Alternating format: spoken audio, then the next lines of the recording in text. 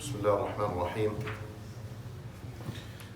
الحمد لله رب العالمين، والصلاة والسلام على رسول الله وعلى آله وصحبه أجمعين. All praise and thanks belongs to Allah subhanahu wa ta'ala. May the peace and blessing of Allah be upon His servant and final messenger Muhammad sallallahu alayhi wa sallam.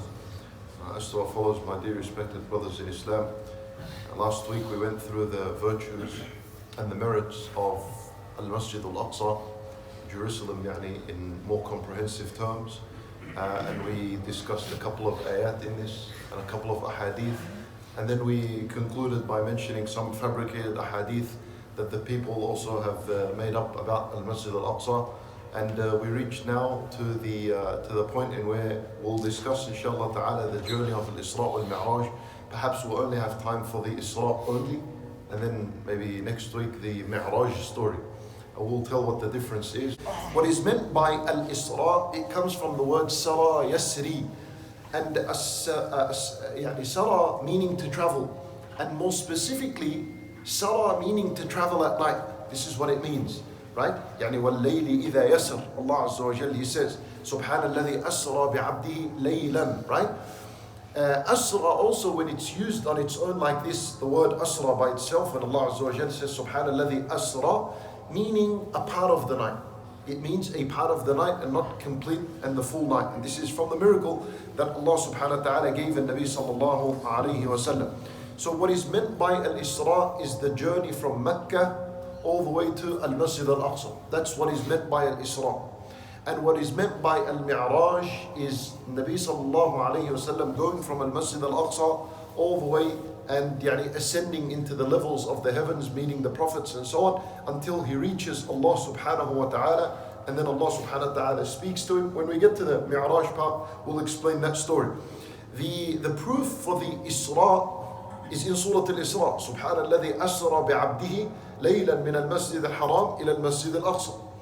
And the proof for the Mi'raj is from Surah al-Najm, which Allah subhanahu wa ta'ala says, وَلَقَدْ رَآهُ نَزْلَةً أُخْرَى عِنْدَ سِدْرَةِ الْمُنْتَهَى عِنْدَهَا جَنَّةُ الْمَأْوَى إِذْ يَغْشَى السِّدْرَةَ مَا يَغْشَى مَا زَاغَ الْبَصَرُ وَمَا طَغَى لَقَدْ رَأَى مِنْ آيَاتِ رَبِّهِ الْكُبْرَى. Those ayat in Surah al-Najm are the proof for the Mi'raj. Those ayat basically, they speak about the Nabi sallallahu alayhi wa sallam's second sighting of the angelic form of Jibreel alayhi salam. Nabi sallallahu alayhi wa sallam saw Jibreel in his angelic form only twice.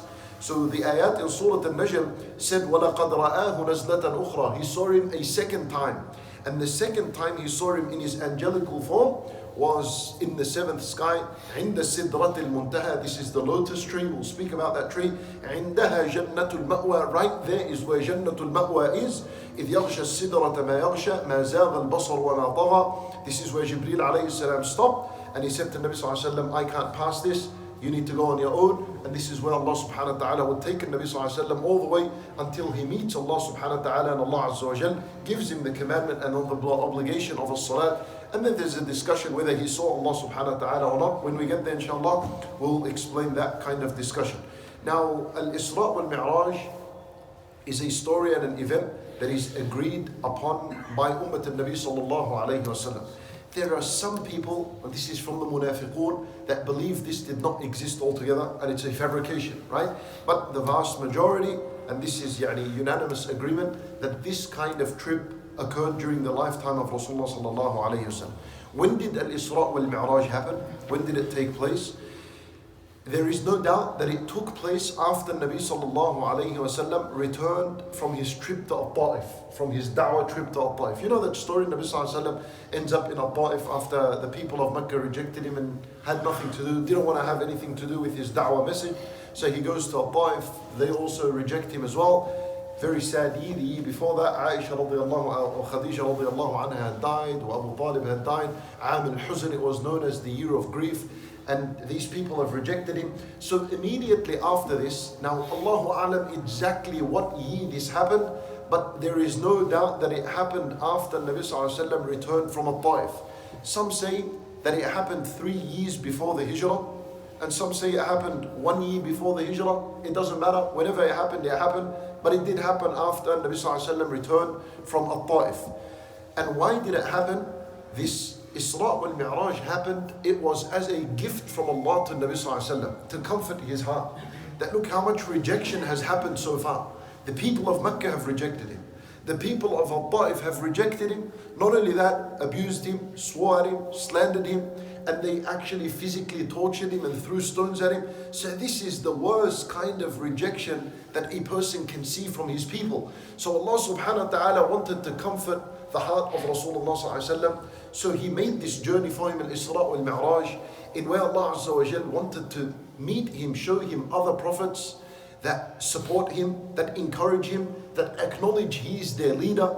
He would go up to the heavens. Allah Azza wa Jal would say to him that if the people of the earth have rejected you, then the people of the sky have opened their arms for you, and they have all acknowledged you, and they all understand your importance and your significance and how beloved you are to Allah subhanahu wa ta'ala, that Allah Azza wa Jal will make you an imam of all the prophets, that Allah subhanahu wa ta'ala will take you up level by level, that Allah Azza wa Jal will take you to somewhere even Jibreel wasn't able to go. This is how much love Allah Azza wa Jal has for you. For Allah subhanahu wa ta'ala proved that for him in this journey of al-Isra wal-Mi'raj, which would re-energize the Nabi sallallahu alayhi wa sallam once again to go back to his people in Mecca. This is after his return, and begin to preach to them and increase in his preaching after that. For this was part of the wisdom for why this journey, this entire journey of al-Isra wal-Mi'raj was set up. Now al-Isra wal-Mi'raj, the other discussion that comes with this, did it happen body and soul, or was it only a journey of the soul? This is also a discussion.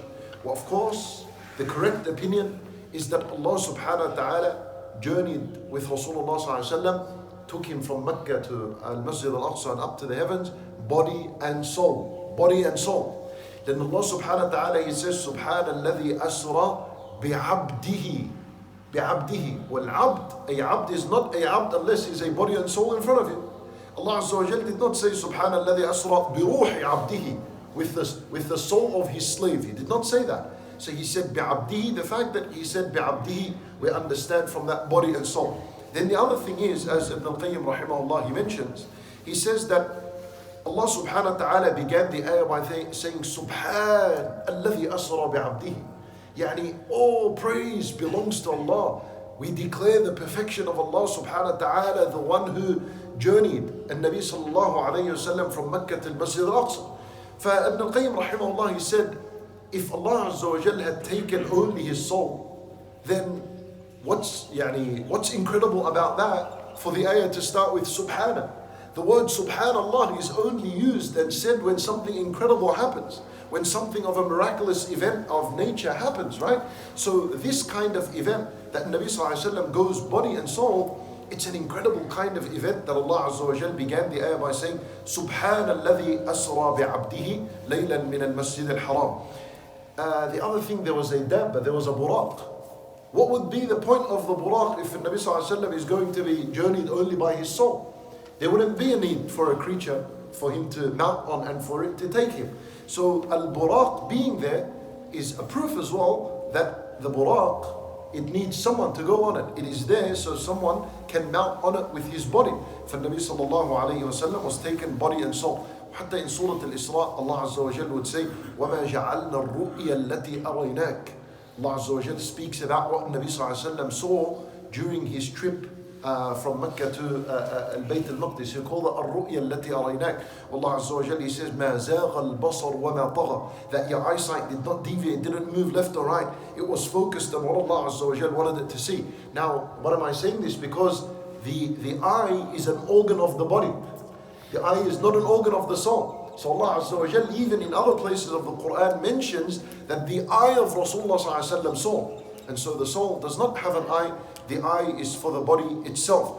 فالصحيح here is that Nabi sallallahu alayhi wa sallam was taken from al-Masjid al-Aqsa, from Mecca to al-Masjid al-Aqsa, body and soul. Now, the Isra al-Mi'raj, of course, this event happened only once in the lifetime of Rasulullah sallallahu alayhi wa sallam. You'll find other opinions that mention it happened more than once. All of that is fabricated, has nothing to do with the truth. Really, it only happened once in the lifetime of Rasulullah sallallahu alayhi wa sallam. Okay, now the actual story of al-Isra. So Nabi sallallahu alayhi wa sallam, he mentions the story by himself, and he mentions it, narrates it to the companions. He says, بينما أنا في الحطيب وربما قال في الحجر مضطجعا إذ أتاني آت فقد. Nabi sallallahu alayhi wa sallam, he says, just one normal night, ordinary night, I was sleeping in the house of Hani. That was his house. And this house is in Shi'bi Abi Talib. It's away from the Kaaba. And Jibreel alayhi salam came to Nabi sallallahu alayhi wa sallam, and he took him from an opening in the roof. He took him from the house of Hani, and he took him all the way until he reached the Kaaba with him. And then he put him where the Kaaba was. When Nabi sallallahu alayhi wa sallam, he says, وَكُنْتُ بَيْنَ الْيَقَظَانِ وَالنَّائِمِ. He was half awake, half sleepy, right? He was just being taken out of his house during the night when he was asleep. And he was placed right next to the Kaaba. فَذَنْ Jibreel alayhi salam, and Nabi sallallahu alayhi wa sallam, he says, فَشَقَّ مَا بَيْنَ هَذَا إِلَى هَذَا. Then Jibreel alayhi salam opened me from he to he. Now what's this from he to he? Nabi sallallahu alayhi wa sallam, he says, مِنْ ثُغْرَةِ نَحْرِهِ إِلَى شَعْرَتِهِ. And ulama rahimahumullah, they say that Jibreel alayhi salam opened Nabi sallallahu alayhi wa sallam from here, from this opening here, right here.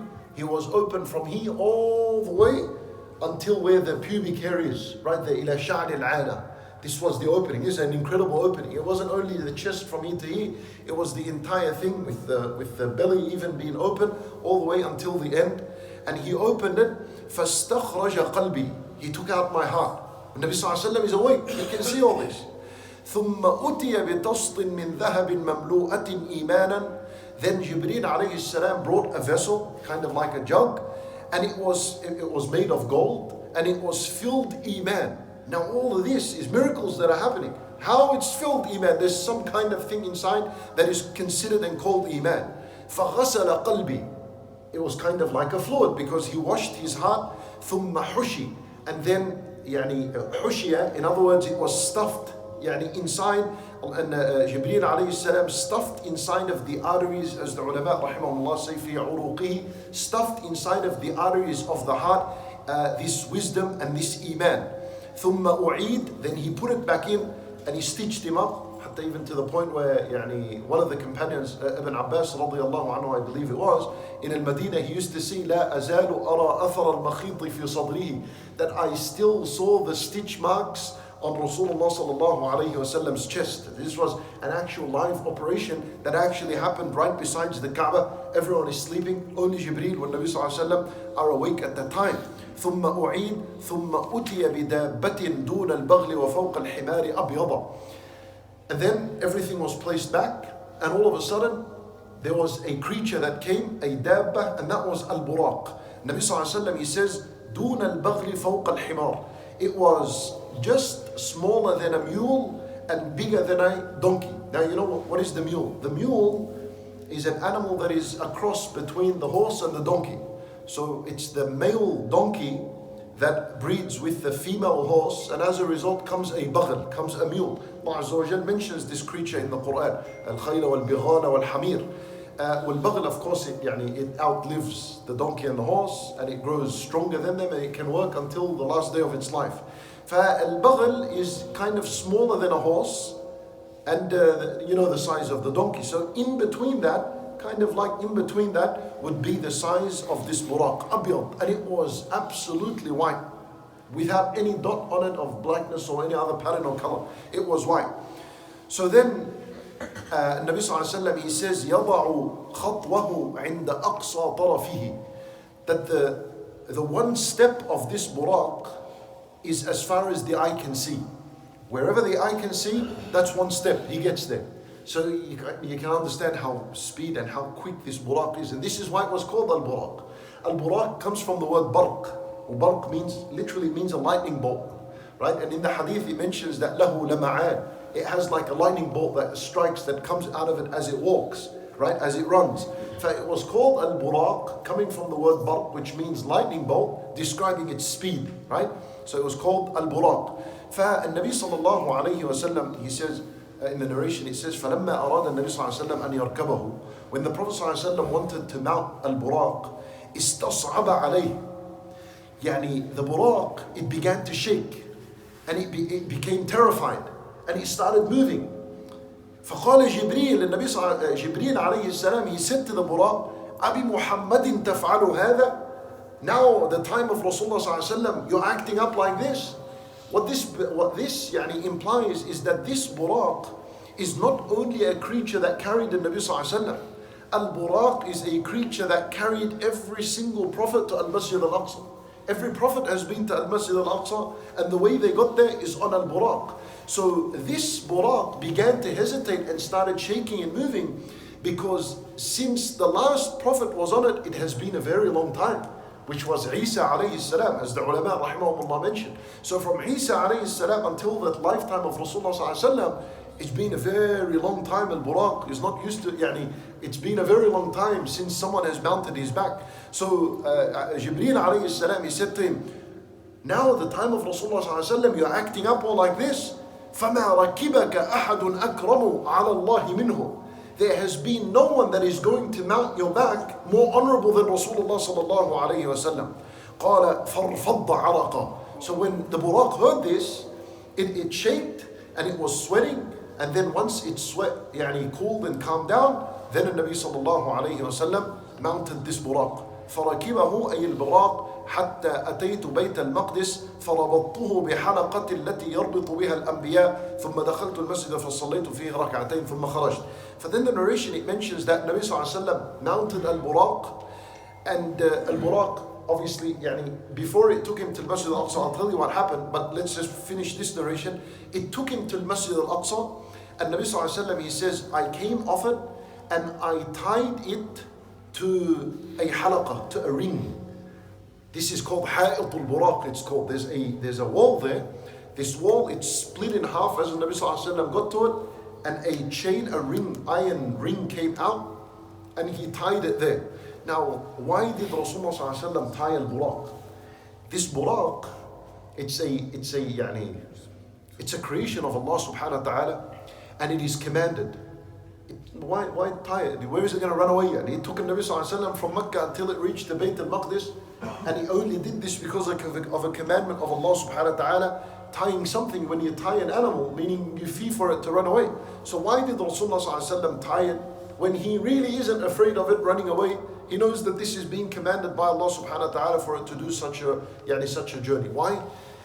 Al-ulama rahimahumullah, they say that the wisdom behind the Nabi sallallahu alaihi wasallam tying al-Buraq to that ring is because every prophet before him tied it to that ring as well. Just like Nabi sallallahu alaihi wasallam said, فَرَبَطَهُ بِالْحَلْقَةِ الَّتِي يَرْبِطُ بِهَا الْأَنْبِيَاءِ. He tied it to the ring that the prophets before him used to tie it to. So Nabi sallallahu alaihi wasallam, when he does that, what is he teaching us? He's teaching us that I am no different to the prophets before me. That I carry the same message, and I carry the same intentions, and I carry the same dawah as the prophets before me. And they tied the Buraq, I'm going to do the same thing, because all of us prophets are brothers, and all of us prophets carry the same message, and we preach the same message, and we worship the same ilah, and we do the same things. So he tied him, and that tying of the Buraq, its implication is that I am no different to the prophets before. And then when he headed towards al-Masjid, he prayed 2 rak'at in there, and he led the prophets in salat. This is kind of, what does that imply? When he led the prophets in salat, this is an implication that all the prophets have now acknowledged Rasul sallallahu alayhi wasallam's position among them, and that he leads them, and him leading the prophets is an implication that the other prophets' message and their sharia has been overridden, and it has been abrogated, and now the one to be followed is Rasulullah sallallahu alayhi wasallam. For this is why there was a lot of importance for Nabi sallallahu alayhi wasallam to end up in al-Masjid al-Aqsa and pray there. Otherwise, it would have been very simple for Allah subhanahu wa ta'ala to take Nabi sallallahu alayhi wasallam from the Kaaba straight up to the heavens. That could have happened. But the reason for going from al-Kaaba all the way to al-Bayt al-Maqdis is for all these meanings to appear. That the Buraq is being tied, which is him following the prophets before, and that it's all the same message. That's also for the Jews and for the Christians later on in his life to see that look what he did, nothing different to the prophets before. So if you people were followers, true followers of Isa alayhi salam, true followers of Musa alayhi salam, then you'd follow his message, because he did exactly what they did. And when he led them in salat, this is an implication as well, that now he's in charge of mankind and he leads mankind.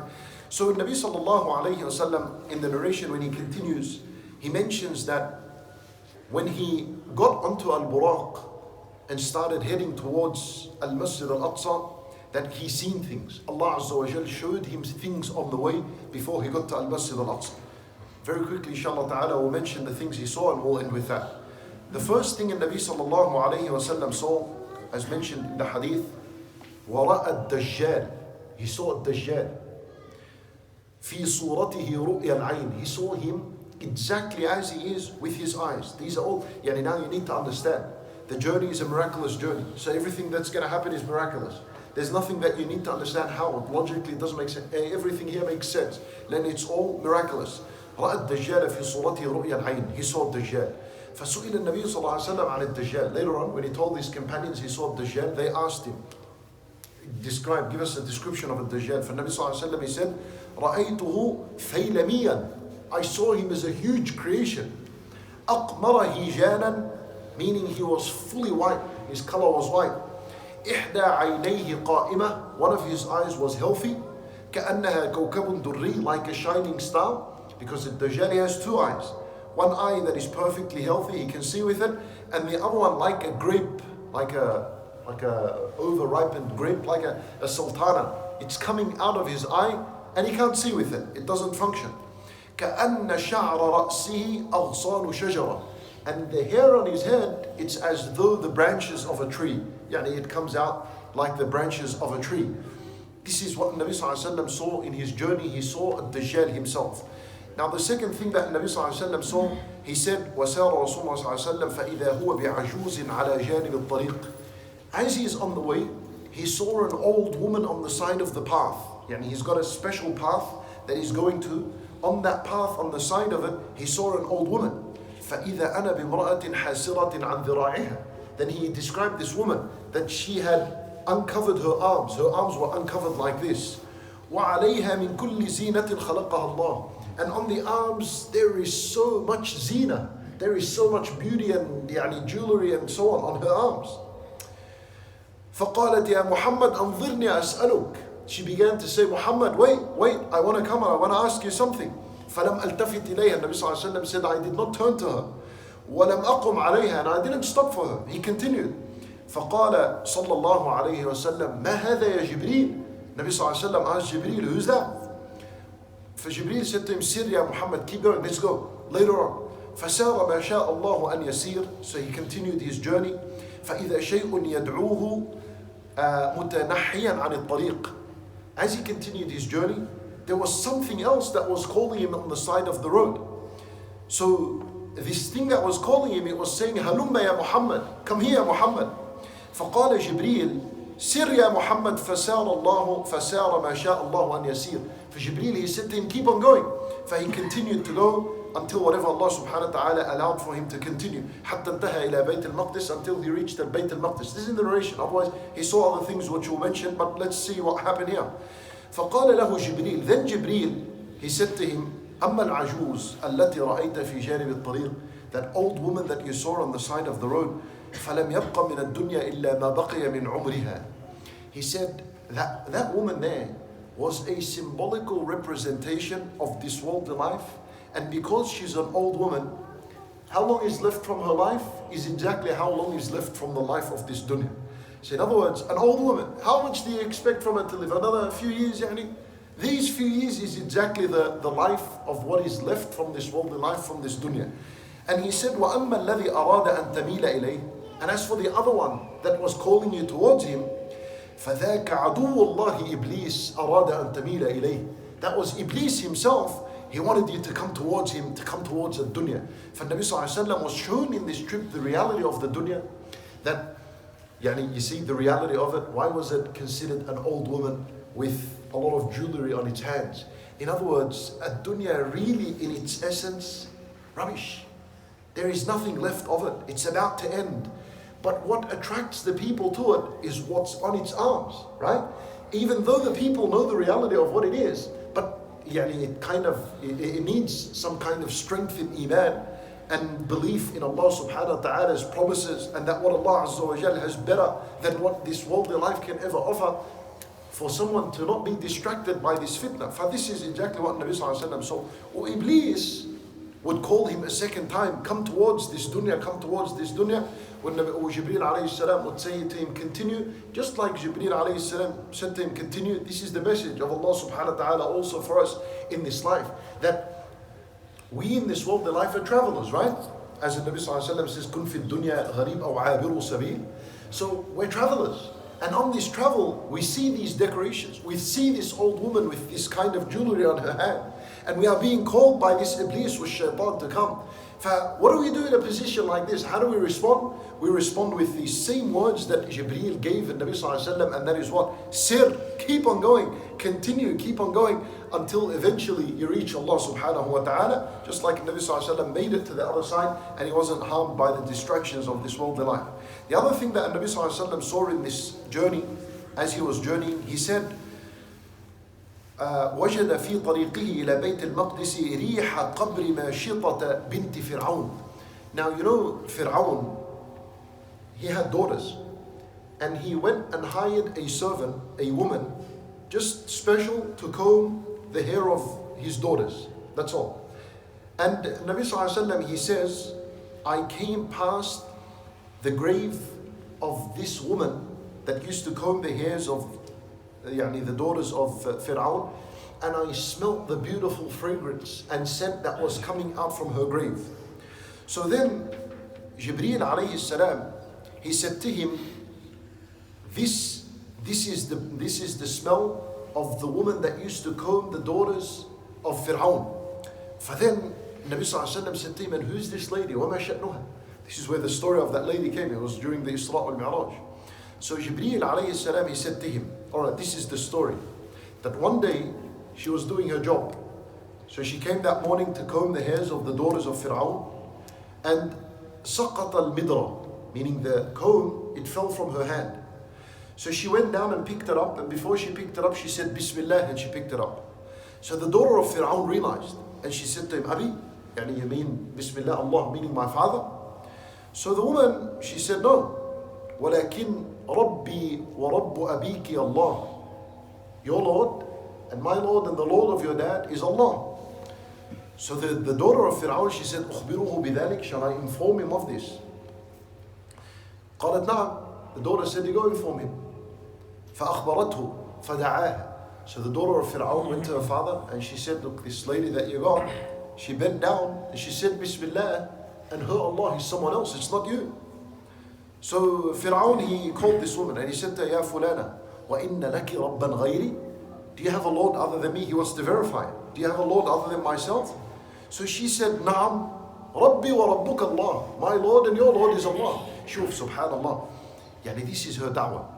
What is it? One word. Her da'wah is one word, literally the word Allah. That's all her da'wah was.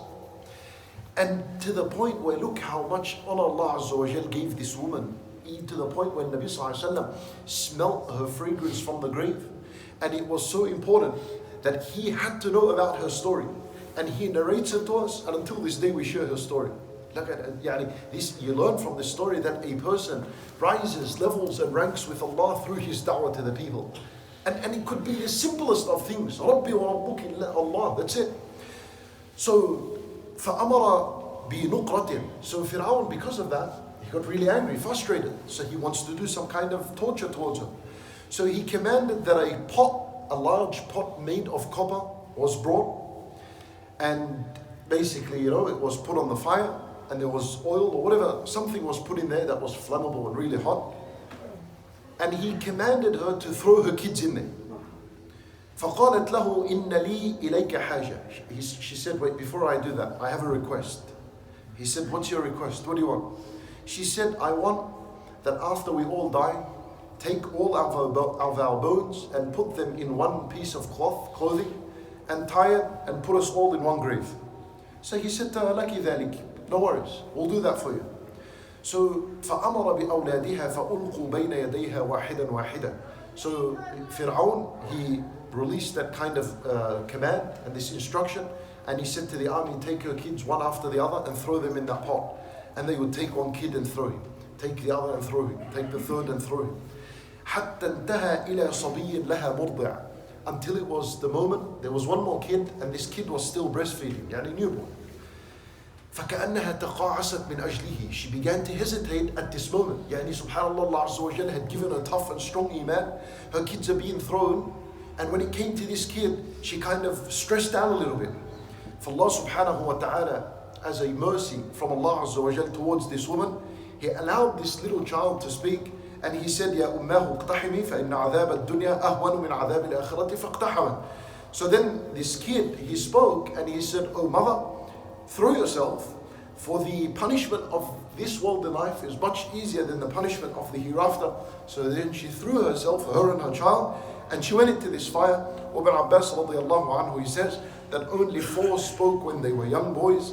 It was this daughter of Pharaoh, the daughter of the one that combed the hair of the daughters of Pharaoh. She spoke, Shahidu Yusuf, the witness of Yusuf alayhi salam's episode, وصاحب جريج وعيسى ibn Maryam alayhi salam. Only 4 spoke when they were still in that age of the cradle. This was her story, and she threw herself and they all burnt. Allah subhanahu wa ta'ala raised her a rank above what He raised mankind. Of course, in the sense that she was, her story was mentioned to Rasulullah sallallahu alaihi wasallam, and it was taught to Nabi sallallahu alaihi wasallam, and it became a source of guidance for Rasulullah sallallahu alaihi wasallam, and it became, you need to understand the relevance of this story to Rasulullah sallallahu alaihi wasallam. Nabi sallallahu alaihi wasallam, he's on this journey of al-Isra, and on his journey, remember we said that this journey is happening after they kicked him out after his people, Quraysh and Al-Ta'if, rejected his message and him altogether. So when he goes past this grave, he kind of, he takes a lesson from this, that it's not him the only one that was tortured fi sabilillah, that there were way before him people that came, people that are uneven known. Who knows this woman other than this hadith mentioning it? A normal, simple woman that just said Bismillah, and she was tortured because of this. For this served as a great inspiration for Rasulullah, because he's experienced the same thing from his people. Imagine now on the road how much this boosts his confidence, and how much it makes him energized and ready to go back to his people and continue a da'wah fi sabilillah. You need to understand some of these things as they're happening, miracles that he's seeing, but purposely Allah Azza wa Jal wants him to see these kind of things.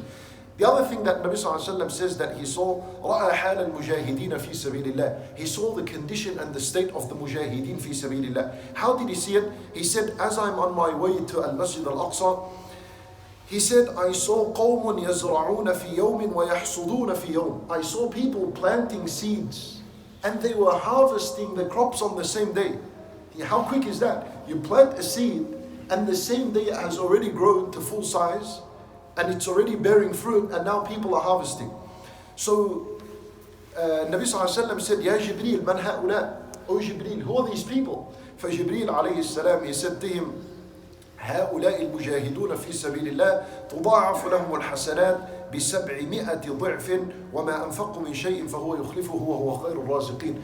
Jibreel alayhi salam, he said that's the condition of the mujahideen, that Allah Azza wa Jal has multiplied their reward by 700, so much that the multiplication of reward they earn is similar to a person planting a seed in the earth and then harvesting it the same day. How quick is that? How quick is that? How long does it take for a seed to be planted, for it to be watered, for it to grow, to be exposed to sunlight, to keep on growing, to continue growing to full size, and then to bear its fruit, and then for the fruit to ripen, and then for the right time to pick? Now this is months. This all happened in one day. This is like Nabi sallallahu alaihi wasallam is saying, this is how Allah multiplies the reward of the mujahid. Very quick for what he has done fi sabilillah, right? وَهُوَ خَيْرُ الرَّازِقِينَ. Allah Azza wa Jal multiplies for whoever He wants. Then the Nabi sallallahu alaihi wasallam says, and as I'm on the road, I saw قَوْمٌ تُرْضَخُ رُؤُوسُهُمْ بِالْحَجَرِ.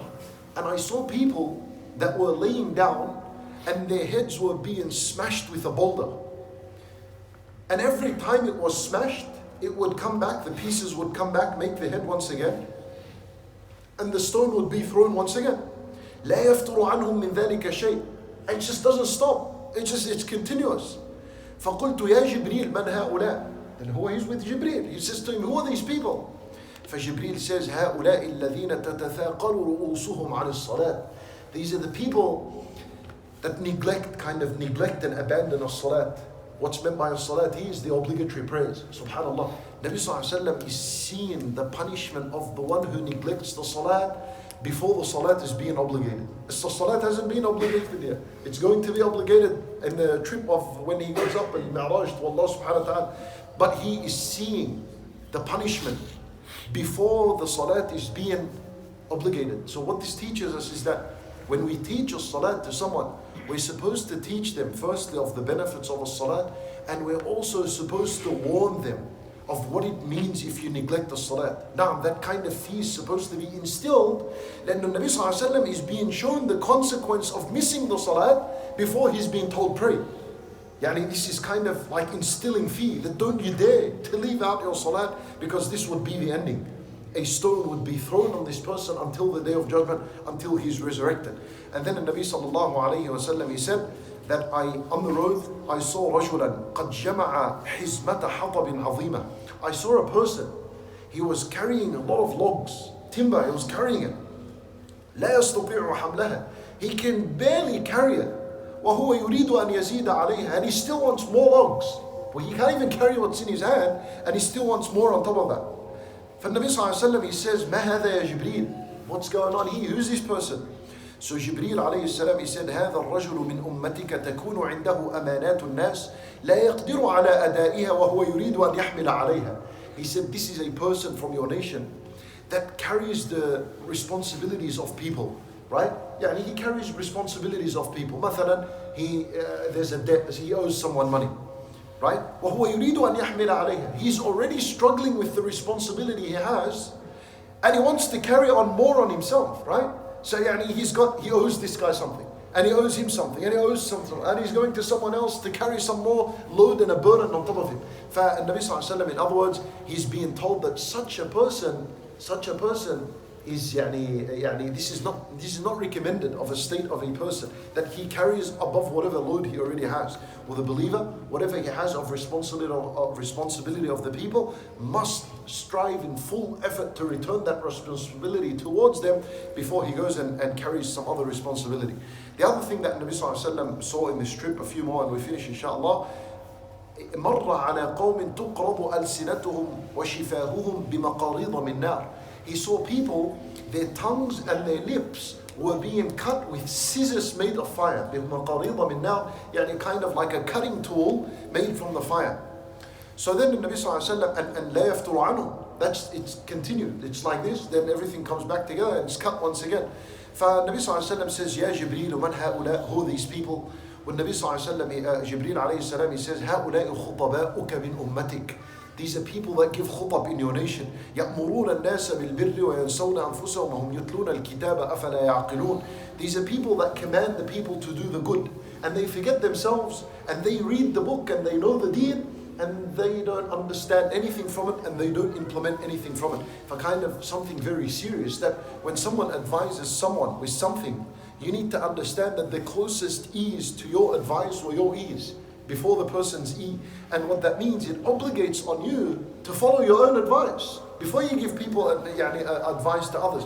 And this is what Nabi Sallallahu Alaihi Wasallam saw, people giving advice to others, not caring about their state, not caring about following that advice, and only running from one person to another, giving him that kind of advice. When Nabi Sallallahu Alaihi Wasallam, on this trip, he also saw, مررت على حجر صغير يخرج منه ثور عظيم.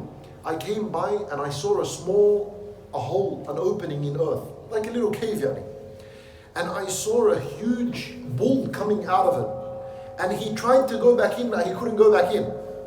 So Nabi Sallallahu Alaihi Wasallam, he says, Ya Jibreel, man hada? What's that? For Jibreel alayhi salam, he says, this is the example of a man in your nation that speaks a huge word, and then he regrets it, and he cannot retrieve it.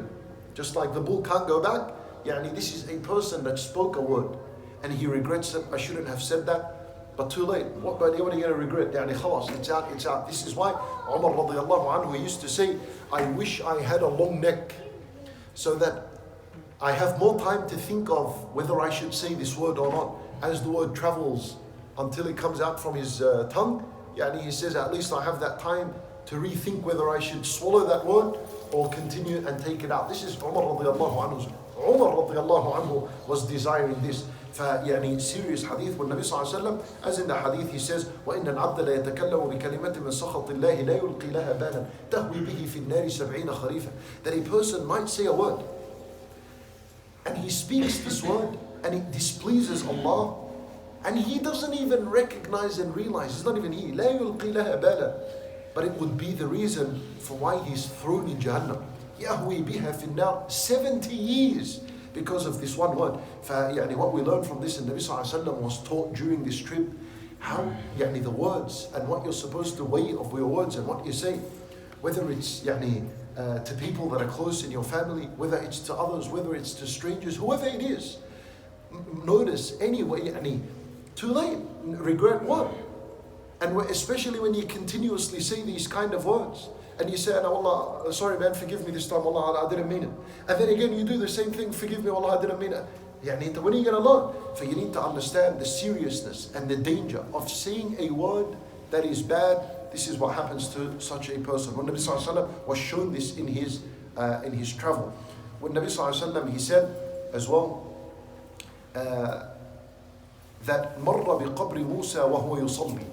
He passed by the grave of Musa alayhi salam while Musa alayhi salam was standing and praying. Look how many things يعني with the salat that Nabi Sallallahu Alaihi Wasallam saw. All this is preparing him for this obligatory act of a salat. When Nabi Sallallahu Alaihi Wasallam, he said to the companions that أتيت أو مررت على موسى ليلة أسري بي عند الكثيب الأحمر وهو قائم يصلي في قبره.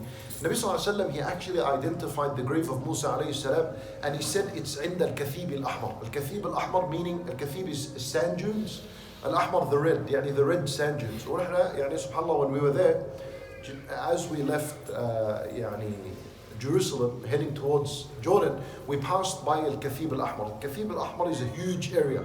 You'll just see it يعني miles and miles, as far as the eye can see. It is mountains, red, and the soil of it is red. Somewhere there Musa alayhi salam is buried. Musa alayhi salam is still standing in his grave praying. Allahu alam how, but يعني Nabi Sallallahu Alaihi Wasallam mentions this in the hadith. This is the love that Musa alayhi salam had for salat, that Allah Azza wa Jal even extended this kind of worship even in his grave. This is what Rasulullah Sallallahu Alaihi Wasallam saw. After this, he reached Baytul Maqdis, he reached Masjid al-Aqsa, and he entered and he prayed 2 rak'at. He said, فَالْتَفَتْتُ ثُمَّ الْتَفَتْ, meaning I turned my head and I turned my head. What does that mean? Meaning he gave salam and he realized that the prophets were all behind him praying. He realized that the prophets were all behind him praying. Now, someone can say that, how did he pray imam when a salat hasn't even been obligated yet? Then he didn't receive the command of salat. Some ulama, rahimahumullah, they reckon and they assume, this is their opinion, that Nabi sallallahu alayhi wasallam, he led the prophets in prayer after he came down from the sky, not before. So they say that after he came down from the sky, now he's received the commandment of a salat, and it was at night, so it's come close towards the Fajr time. So he prayed Imam Fajr, which makes sense because the others in the narration says 2 rak'at. Well, Fajr is 2 rak'at. He led them in that, and they prayed behind him. Now that's weak opinion, right? Because we know that the first salat that Nabi Sallallahu Alaihi Wasallam prayed was Salat al-Dhuhr, wasn't Salat al-Fajr. And let's answer from the sense that they say, okay, salat was only obligated and commanded after he went up. Well, that doesn't mean that there was no salat before that. Nabi Sallallahu Alaihi Wasallam, when he ascended to Allah, he received the 5 obligatory prayers. But before that, there was salat. There was Salat al-Layl, قُمِ اللَّيْلَ إِلَّا قَلِيلًا. The people knew how to pray. When Nabi Sallallahu Alaihi Wasallam would pray, right? But it makes, so Wallahu a'lam, as-sahih is that Nabi Sallallahu Alaihi Wasallam, he led the prophets in salat as soon as he arrived to Masjid al-Aqsa, before he went up to the heavens. And he led them, with ulama rahimahumullah, there's one more issue to mention, and that is, were they there body and soul, or were they only there as a soul? For ulama rahimahumullah, to answer that, they say that Allah Azza wa Jal brought all the prophets as a soul there, and he created for them new bodies that are exactly similar to their bodies that are in the graves. So the original body of that prophet was still where it is buried in the grave, or like Isa alayhi salam was still in the sky, or Idris still in the sky, and the prophets that were behind him were given a body that Allah had created that is similar to their body, and their actual soul was in that body. When Nabi Sallallahu Alaihi Wasallam led them in salat, and then after this, after he led them in salat, this is where Jibreel took by his hand until they reached the mount, and then from there they ascended to the heavens. Inshallah ta'ala, we're going to speak about this in next week, the story of al-Mi'raj.